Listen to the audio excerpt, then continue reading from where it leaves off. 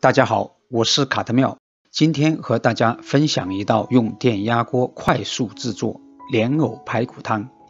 需要的材料有：首先我们来准备材料，把姜切片，把莲藕切成大约2-3厘米粗细的条状。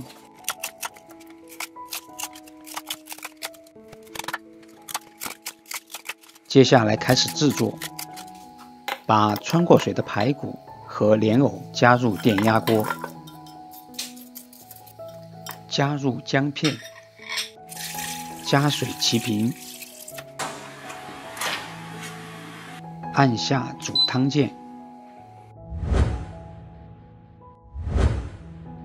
30分钟后，电压锅泄压后，打开电压锅盖，这时候排骨和莲藕都已经软硬适中。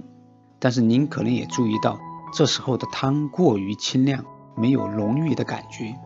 没关系，下面我们就进入第2步，这一步很关键，但是非常简单。转入普通锅，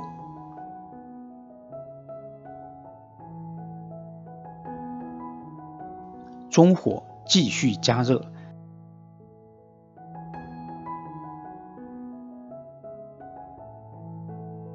这时候可根据口味加适量的盐和白胡椒。大约10分钟后，汤汁儿就变得香醇浓郁，味美可口。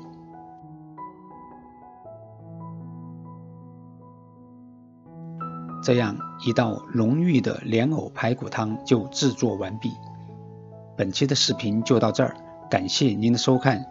如果您喜欢我的视频，请别忘了订阅和评论哦。